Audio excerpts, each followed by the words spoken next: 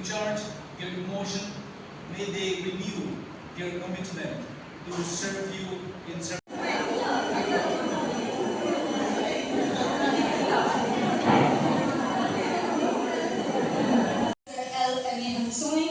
College of Nursing CHSR, thank you for your valuable insight of the team and for sharing your knowledge that I believe will surely guide and motivate us all in our professional journey.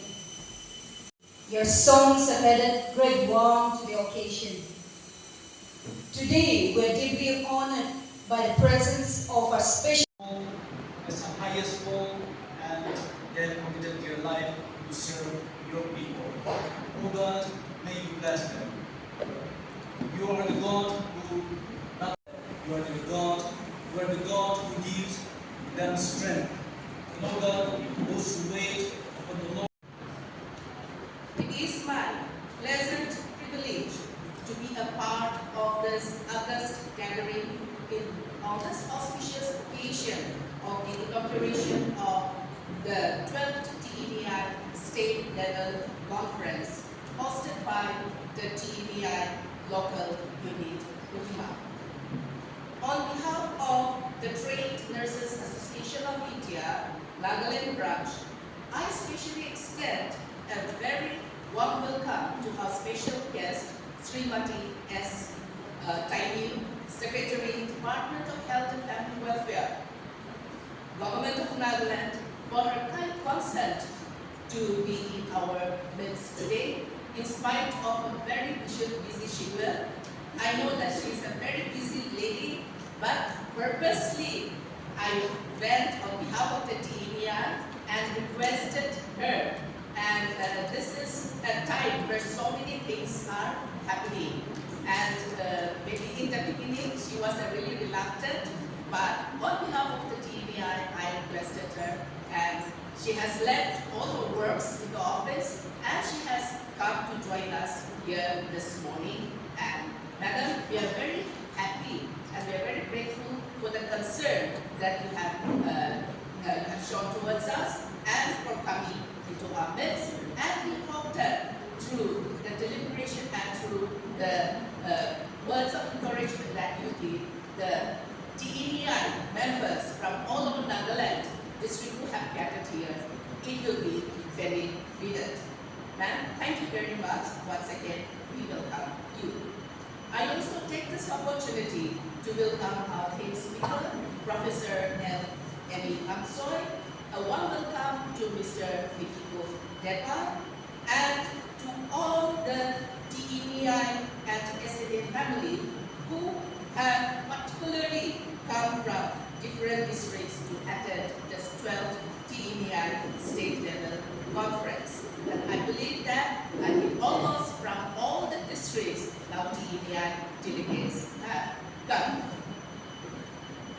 Now, organizing a state level conference, if we have to talk about it, it is not very easy. It really requires a Herculean task.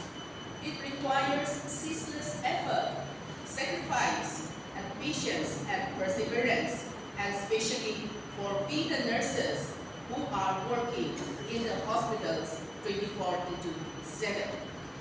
But with all the tireless effort and hard work of all the TNAI members in Kohima district, not forgetting the cooperation of all the TNAI members from all other districts, you really have cooperated, you have extended a hand, especially during the far race drive, and for which today we are able to hold this event successfully. And so thank you so very much, each and every one of you, for making this event a grand success. Our TNAI Nagaland branch has come a long way since its inception and registration in the year 1973. And this achievement just last year, in the month of April, now we have reached a milestone when we celebrated the TNAI 50 years Golden Jubilee. there has been challenges. There has been a lot of transitions going on. But we are very happy that our TNAI has reached this stage. And we are no less than the other TNAIs in the mainland. Not only that, but with the growing years, now with a handful of our nurses as TNAI life member. Today, our TNAI life member, it has increased to more than 2,000. And that is what we are proud of. And it shows that our nurses are really coming forward. But I should say that as we step into this 51st year and we look towards the 75th year, I encourage all of us nurses to go forward and to face the challenges that lies ahead of us. The theme of this year's conference, patient-centered care, enhancing quality and safety through nursing practice. This theme resonates deeply with our commitment to delivering exceptional care. Nursing practice today is confronted by various demands, such as increasing population of hospitalized patients, burden of healthcare expenses, the need to stay up to date with the medical knowledge and technological advancements, increasing deficit in the number of nursing personnel and nurse educators, lack of conducive environment for nursing practice, and many more. To address these challenges, nursing education must keep pace with practice innovations and other changes in the healthcare delivery system to ensure continuous delivery of high quality, safety, and effective patient care. To highlight a little about our nursing services in Nagaland, we have right now at the top one post of Joint Director Nursing. We have 3 Deputy Director Nursing. We have 4 nursing superintendents in 4 district hospitals. That is, as we all know, Bokokchung, Tuensang, Kohima, and Tabor. 4 principals, now recently upgraded to colleges of nursing. 3 institutions and 1 A training school. We have 11 assistant nursing superintendents, 4 vice principals, 3 DPHNOs, 25 nursing tutors, 64 nursing sisters, 6 PHN, 4 wardens, 572 staff nurses, 59 LHPs, and 841 ANA or female health workers. So, as of the present scenario, these are the human resource, the manpower. But when we talk about patient-centered care, quality and safety, now we have so many challenges in regard to this. The manpower, if you look into it, and with the increasing, the upgradation of the hospitals, the PHCs, the community health centers, with the upgradation, with the increased number of beds. Now, I would like every one of you to wonder whether this manpower is enough or not. We talk about so many things. The ratio is there. According to SIU, according to IPHS, 1:5 patient-nurse ratio. We have in the ICUs 1:1. In the CHCs, we require, for example, at least a minimum of, we require 7 nurses. 2 OT tables, 2 nurses we require. In the PHCs, likewise, we require so many nurses. But are these human resources enough or not? At present, present, I think, in all the hospitals, we are facing the acute shortage of nurses. If, in case we don't have the contractual nurses, for example, in NHS care, through NHS, all that now, I just wonder now the type of patient here, how it will be, and how much our nurses will be having, will be suffering from burnout. So now it is high time, because we have already reached the milestone, the 50 years already we have celebrated. So are there anything that we have to do? So as nurses, if you really have to keep the patient in the center and to keep quality care and to maintain safety for the patient, now we will have to alter on all this. So when we think about all these, there are so many challenges, there are so many things to go ahead with, and so many things to do. And this, we can do it now when we all come together and we make an effort to bring a change in the nursing system. So what I'd like to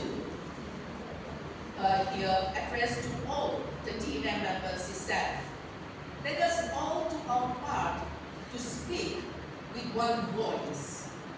Learn to develop leadership and decision-making skills so as to advocate for health public policy using a wide range of opportunity and creatively but with clarity of intent to meet the challenges to our profession. Let us all take every opportunity to lead the experience, to learn the experience of colleagues, to develop solidarity within the profession, and to initiate and influence policy development so that we can have the expertise, strength, and knowledge to lead our state to a better health care. Let us all strive towards bringing a positive change in nursing. Work for continuous improvement and professional growth. Leverage technology and best practice to enhance care and work towards shaping the future of healthcare and uphold the highest standards of nursing education. So with these few words, once again, I would like to thank you all, and I hope all of us will have a very fruitful deliberation in the other two sessions, which will be shortly, we will be having in the afternoon. Thank you once again.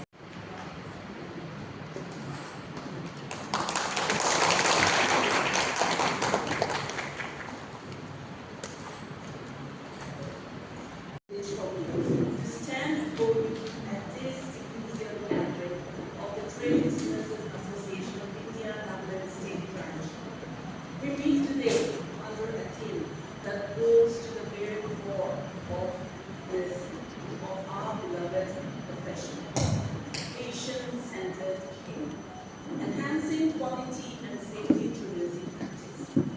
This, I believe, is not just a topic for discussion, but it is the very reason why we nurses exist. Our calling is, and has always been, to put patients at the heart of everything we do. Amikan Sarjani, patients can natagishe kulego, nurses can natagile. Amikan Dubi natagile. We are here because of our patients. And so, at the end of the day,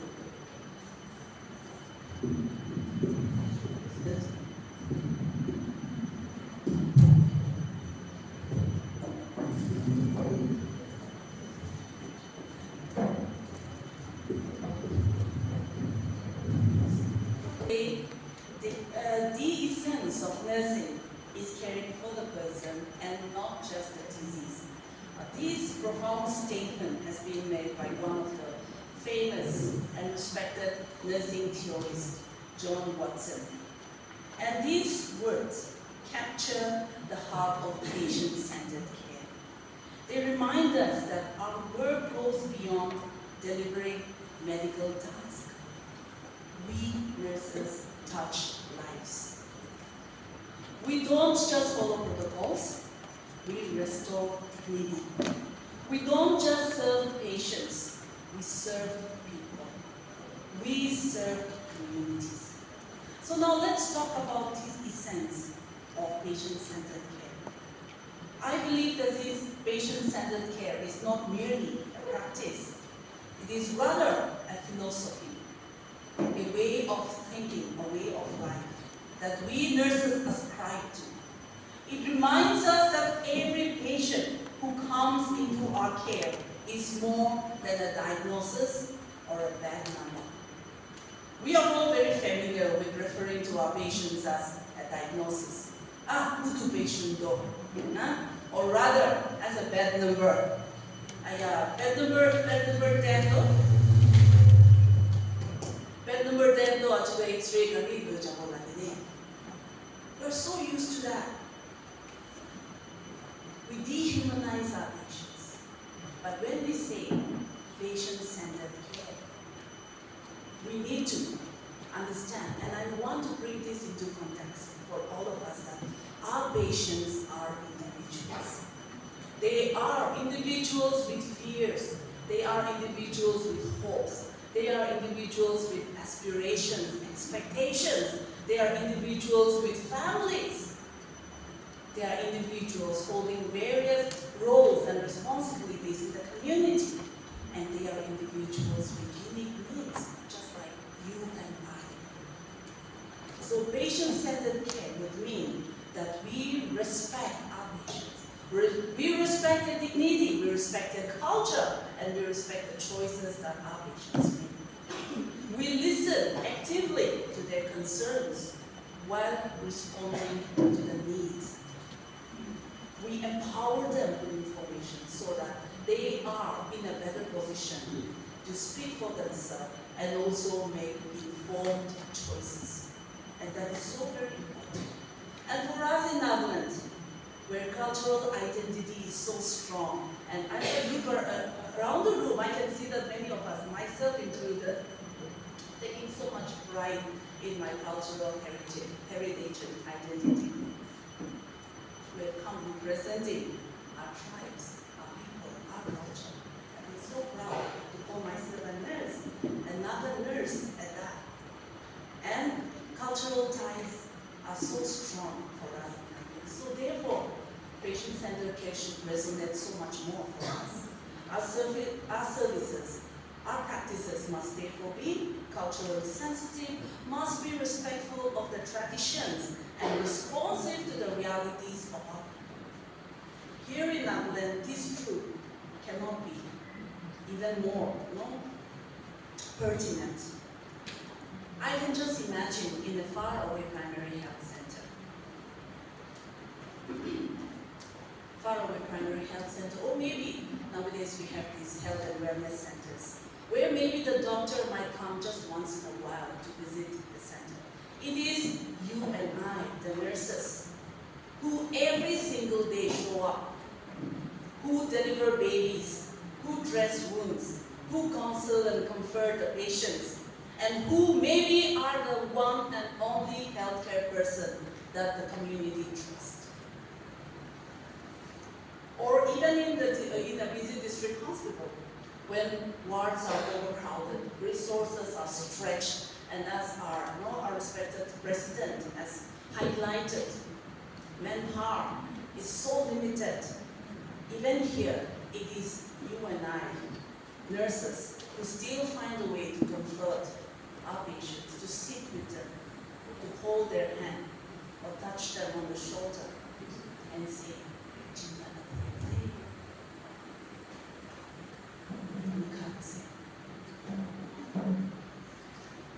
or let's imagine the context private hospital. I come from a private hospital background. So here technology is so advanced. Our practices they keep on getting updated every day. And even here, it is us nurses who ensure that we never lose the human touch in the jungle of technology. Machines can monitor, but only a nurse can care. Does this sound familiar to any of you? I believe it does. These are the realities in which many of us, or I would say all of us, live. These are our realities. So when it comes to quality and safety, this is non-negotiable. This is non-negotiable for us as nurses. Florence Nightingale, the one that we look up to, we owe a lot to her for our profession. She had this to say, that the very first requirement in a hospital is that it should do the sick no harm. That is what you see. A century ago, we have already celebrated our centennial year of her birth. This is our sacred duty, my dear nurses. To heal and not to harm. To protect and not to endanger the lives of the patients. These words are as true today as they were a century ago. And so today's healthcare must also honor humanity. Now, quality and safety are foundational to our nursing practice. They are foundation to the trust that we work to establish and maintain with our patients. So if patient-centeredness is our why we exist as nurses, then quality and safety are our hows. In the sense, how do we ensure patient-centered care? It is by ensuring and assuring quality of the care that we deliver and safety of our patients. So quality in healthcare would mean that we are doing the right thing for every patient every time. Somebody had this definition, interesting definition of quality, which says, quality is doing the right thing even when no one is watching.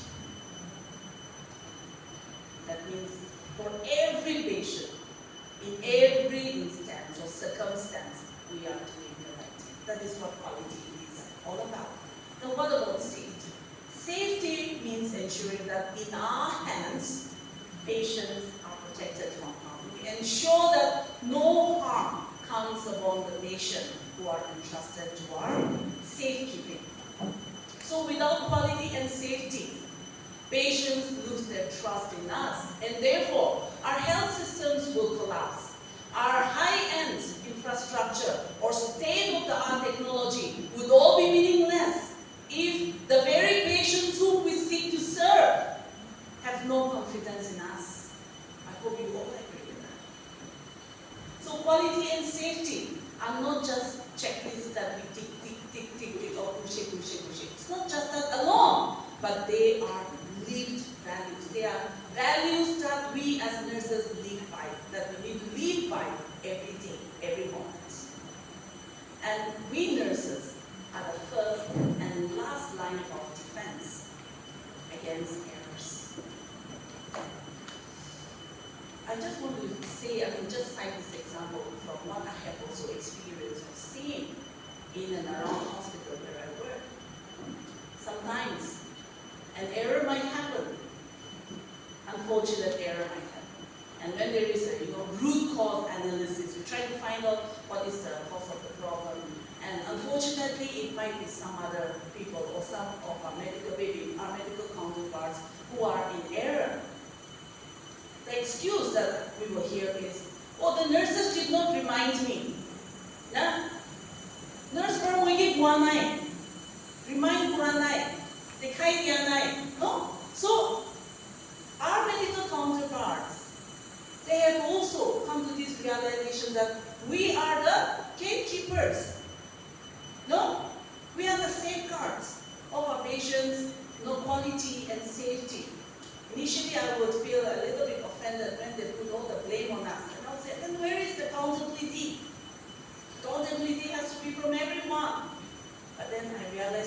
this is one way, a compliment to us, to what we are. We are the first and last line of defense against patients, against any error that can come upon our patient. So what would be our role in ensuring quality and safety? As enforcers of infection prevention and control, when we as nurses, no matter where our setting, and maybe it might be a rural health center, okay, a sub-center, health and wellness center, even there, when you as a nurse emphasize and enforce that, no, before any procedure, hat tulabo lage de, itu instruments na najuta lage de, sterilization na nai. When we check that, we are ensuring that our patients are protected from life-threatening infections, which can spread very slowly or cannot spread very quickly and can be lethal for our patients. Then by being vigilant, we are ensuring that our patients remain safe and they are receiving timely treatment. I just want to say that it is we as nurses, we have so many check mechanisms, yes or no? We have something known as 10 rights of medication. No, when I was a student, that was almost 15 years ago, BSc student, BSc nursing student, that time we studied only about 5 rights. Now there are 10 rights of medication, or maybe even more. I might need to update myself in that matter. Yes, keeps on. I know things keeps on getting added to that list of rights. And we have something known as 3 checks before medications are administered. By doing this, we are identifying medication errors, which can again be potentially fatal for our patients. Yes? And also, by being advocates for our patients, we ensure that their voices are heard. How many of you, may I say, I don't want your hands to be raised because I believe all of you will raise your hands. When, after the doctor's round, or maybe before the doctor's round, the patient will be sharing some information to you. Right? And the doctor comes for rounds. Then you realize that the doctor has finished the rounds and gone, but the patient have never spoken what they were trying to tell you when you have told them that Dr. Ramya, that they will be there. Right? And after the rounds are over, you ask, Dr. Then they would have told us, our patients recognize us as their voice, to advocate for them. Yes? And in so doing, we are ensuring that their voices are heard, their concerns are heard. Then health education, as we engage in health education, we are empowering our patients, and we are also building trust with them, building their confidence in us, and enabling them, as I say, to make informed choices about their health, about their well-being. So now, let's look to the landscape of healthcare in Nagaland and what we as nurses can do to ensure quality and safety while delivering patient-centered care. This is the reality of Nagaland, as per report from the Nagaland In-Service Doctors Association, which has been reported in different papers, local papers. It says that Nagaland has just 1 doctor for every 4,000 people, whereas globally it's supposed to be 1.5 to 3 per 1,000. And when I read further on this, it says that probably this is again an over-calculation of the numbers, in the sense that this might be when we include all the other non-allopathic doctors as well, not like the Tainiu and all those other medical practitioners, then only the figure might be like this. But if we were to look at only the registered allopathic doctors, the figure, responding to an unstarred query in the Lok Sabha in the year 2024, it seems, as per the reports, there were only 166 registered doctors, which means with an updated census report from 2011 census, when we do a rough calculation of the projected population of Nagaland, which will stand to something around 2.26 million, the figures, the gap in the manpower are astounding. It will come to about 1 doctor per 13,600 population. Can you imagine that? That's our reality. Then government hospitals, they are gathering to the majority of our rural population, and we know that about 54 to 55% of our people still live in rural areas. And we are talking about rural hospitals and healthcare settings which are highly under-resourced, understaffed. And many of our rural families spend over 10,000 rupees and above for a single hospital stay. And we are talking about families whose income might be as low as 5,000 rupees per month. One hospitalization is going to kill them off, push them to below poverty line. That's our reality. But let me tell you that in these very settings, the true strength of our nurses shine through. I mean, I'm getting goosebumps as I tell you this. Because all of you, I look at you and I admire you and I salute you for all that you are doing, despite all these hardships and stark reality of healthcare in Nagaland. In these very settings, in the government sector, our nurses embody resilience, endurance, resourcefulness. In the private sector, our nurses are the ones driving innovation. They are the ones leading from the front. They are the ones who are getting exposures to newer technology. And I tell you, when all these dreams come together, the nurses from the government sector, the nurses from the private sector, come together and we share our experiences. We share our practices, our best practices.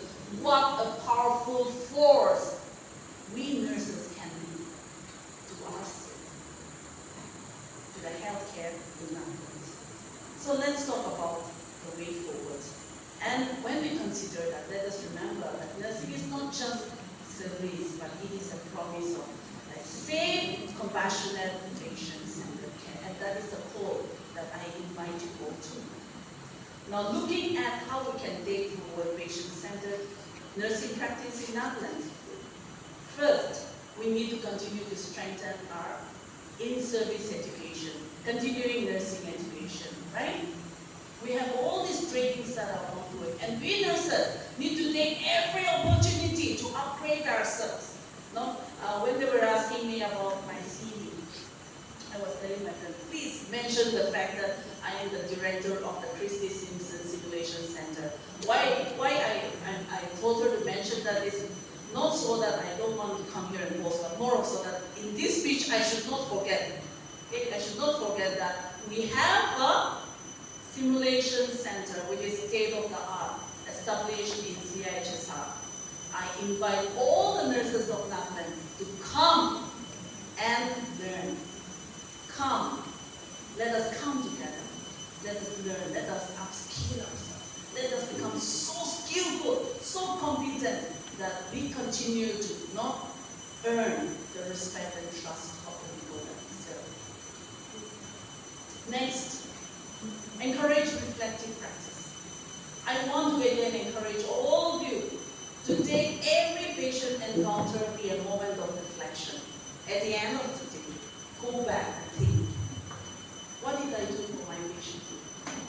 Did I ensure that the care that I delivered was safe? What else can I do better tomorrow for my patient? Let reflection be a part of our practice, and that way, let us be continual learners from our patient. The next, let us promote collaboration. Collaboration between the government and private sector. Let us not stand as competitors. Let us stand as collaborators. Let us stand as each other's best cheerleaders. Let us come together, like in a platform like this, which the TNAI has created for us today. Come together and share our knowledge, our expertise, our best practices, and thereby build one another. Build the fraternity of nursing in Nagaland. Then let us also continue to advocate for Madam Diakala has rightly mentioned about the manpower of nursing in Nagaland, and it's very troubling. It's so burdensome to hear how short-staffed we all are. And it is up to us, you and I as nurses, who need to lend our voice towards this cause. If we want to ensure that the care that our patients are receiving is safe, then the manpower also has to increase. The resources also has to be available. And if we don't raise our voice, if we don't participate in policy making, then we are doing injustice to the patients that we are serving. So let us continue to lend our voice and advocate for policy sense. Then let us embrace innovation and compassion. Yes, let us use technology. Let us use telehealth. Let us use whatever is there that's coming, ChatGPT or whatever. Let us use it judiciously, but at the same time, let us never forget the human aspect of nursing, which defines us. So I want to tell you, remind you, that the best medicine might not necessarily be in the bottle that you give them, or be in the injection that you are giving them, but the best medicine might be faith, hope, and caringness, which is you and I, which I believe is every single nurse in our country. So let us dream of a Nagaland where every nurse treats patients as their own loved ones, as if they were your very own, your brother, your sister, your father, your mother. No patient fears to seek care because their trust in us, their confidence in us is so much that they seek us out. Every nurse in the state, be it from the government or be it from the private sector, junior or senior, we stand united in respect and kindness, and we are known as pillars of trust, confidence, and support. In conclusion, I affirm that each nurse here, whether young or experienced, serving in government or private sector, holds the power to transform healthcare in Nagaland. Together, let us recommit ourselves to the noble cause of patient-centered care, ensuring quality and safety at every patient's bedside and in every corner of the state, wherever we come from. And as we close, let us carry with us this guiding truth. The essence of nursing is caring for the person and not just the disease. If we live this out in every ward, every village, every hospital across Nagaland, we will not only be healing diseases, I tell you, we will be healing lives. We will be healing communities. Thank you. May God bless TNAI. May God bless all the work and dedication will be made in full with beautiful roads and ground in heaven.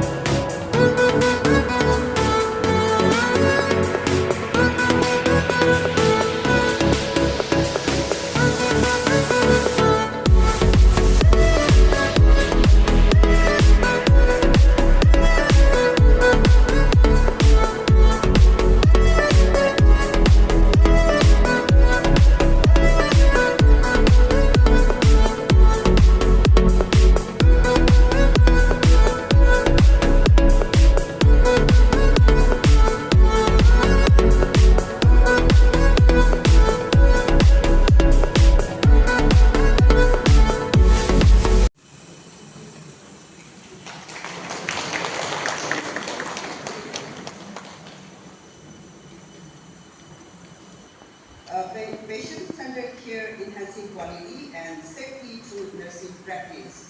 Like your president has said, I was a bit hesitant. I said, at first I refused, saying that I had so many engagements, so I wouldn't be able to make it. But she requested me to show my face to the team members of this TNAI. So I'm here this morning to be in your midst. I feel so privileged, and I feel proud to see the smart nurses and those who are in the front line. They have come together and to have this conference. I would like to request each and every one of you to retrospect the roles that you are playing in providing a special health care and in the field of health service delivery system in the state. We all know you nurses plays a vital role in providing health care and health service delivery system.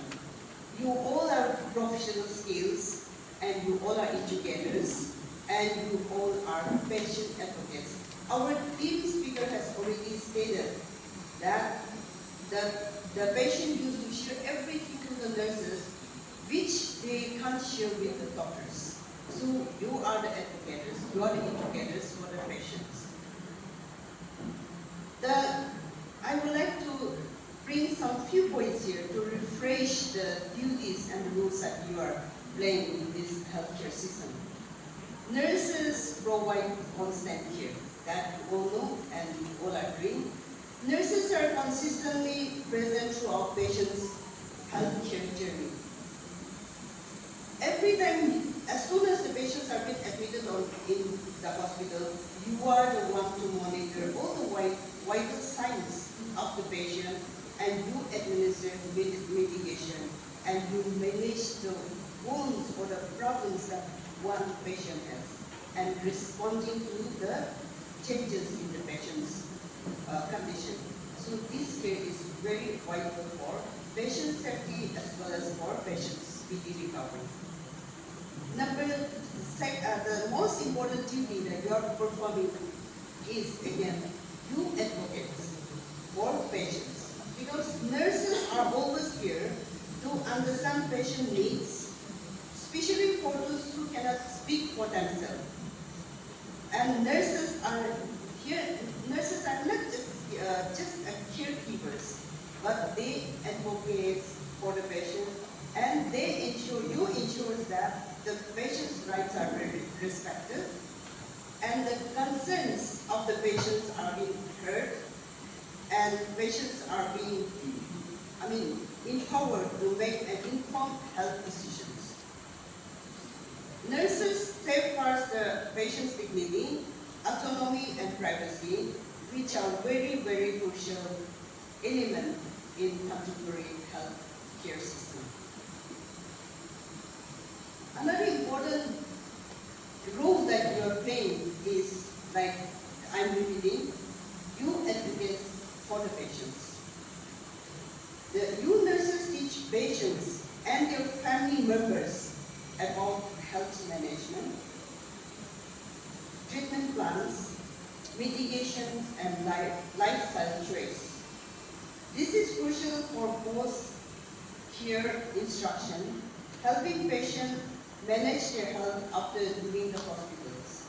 So see, the nurses are every time with the patients, listening to the patient preferences, and monitor everything about the improvement after leaving the hospital, also after treatment protocols are over. So nurses also promote preventive care and educate community on health issues. We used to talk about technological advancement, and we are hearing so many things that we have AI hospitals coming out. But nurses, here you provide the compassionate care. The compassionate touch and compassionate care of nurses important. Even if we have, technology also. So the care and the touch of the nurses is important for the patient's recovery. So nurses empowers patient discoveries and the patient outcomes. Compassionate nursing, compassionate cares lead to higher patient satisfaction, better adherence to treatment plans, and lower mortality rate. That is the findings. This is not from my side, but this is the findings. So the compassionate care and compassionate touch of the nurses is important for every patient, because we know that we have a very small line. Here is the pen. So the touch and the care of nurses is the pen of the patient. So this approach, the compassionate care and compassionate touch, promotes healing by addressing patients' physical, emotional, and psychological needs. Nowadays, we used to talk about so many technological advancements, and then so many issues that we have. Our president also said, despite shortage of manpower in all the health institutions of Nagaland, you all are providing the best care to all the patients, and you are fulfilling the expectations of the community as a whole. Now, nursing is constantly evolving with new research, new technologies, and new practices, and so many best practices are also coming up. Now, to provide the best possible care, nurses must commit to lifelong learning, staying updated and with the latest development in healthcare. One should have a commitment to learn more, because learning is lifelong process that we all know, and like new technologies and new things are coming in, and then undiagnosed diseases are coming up in our health sector. So it's a new challenge for every one of us, even for the doctors, even for nurses and all the health workers. We have to stay committed to our job, and we have to be a willing learner. We have to update our skill. We have to upgrade our skill so that we equate with the changing times, because everything is changing, and that we all know, even if I don't explain it to also. So to equate with all the changing scenario, especially in the health sector, we have to upgrade ourselves also. So we have so many trainings coming up. Kindly attend to such training also, and then be willing to learn a new things that is coming up in every field. In today's working environment, we need to have interdisciplinary collaboration, which is necessary for providing holistic health care. If we say that nurses, we are providing the health care that is being required by the patient, we don't need any other support, or we don't need any other advice from others. We should not go in that line, but we need to come together. Interdisciplinary approach is important, because you nurses will be working with the doctors from different disciplines, and then you will be working with different kinds of health workers fighting in different front. So interdisciplinary approach, the team spirit, and the partnership, the close partnership with every aspect of healthcare is very important to improve yourself also, and to provide a holistic healthcare. We have so many challenges, but despite our challenges, despite our shortcomings, despite our different issues, it is the responsibility of nurses to maintain our professionalism, to have a patient-centered care, and to go for everyday ethical practices. Nurses are important. We should know that we all are very important for providing health care, shaping both individual health as well as societal health care. We always used to talk about bringing changes and bringing some kind of new things in our lives, the touch, and then the responsibilities that we have. And I would like to remind you one thing also, that you have taken Nightingale Pledge. So that Nightingale Pledge, you try to remember in the course of your duty, and then that Nightingale Pledge should be your guiding force, should be your guiding light when you go on performing duties in different nook and corner of our state. We used to say Nagaland is a small state, but if you go to different places, we have different issues, we have different problems, and we have different experiences also. Like we have different culture among us also. So wherever you are being placed, don't think that if you go to far places, don't think that it is a punishment mostly, or it is a punishment thing. But your services needed. That's why you are being sent and you are being placed here. So wherever you are, kindly concentrate in your job, have a better rapport with the people, have better rapport with all the healthcare workers, and do your best, give your best, and give the satisfaction to the patient as well as fulfill the expectation of the community. You should not be discouraged of challenges because we all have so many challenges. We all have so many things to be equipped ourselves also. So today you all will be having a discussion. Whatever issues you have, share your information, share the grievances also so that you can come about and then at least come up with certain concrete policy so that you can give it to the government also to bring changes in your nursing setup also. And I would like to wish each and every one of you to have a very interactive conference and wish you all to have a very impactful conference. Thank you. The TNAI Nagaland branch to extend a heartfelt word of thanks to everyone who has contributed to the success of today's inaugural session. Firstly, I would like to thank our gracious God for guiding us all throughout the program.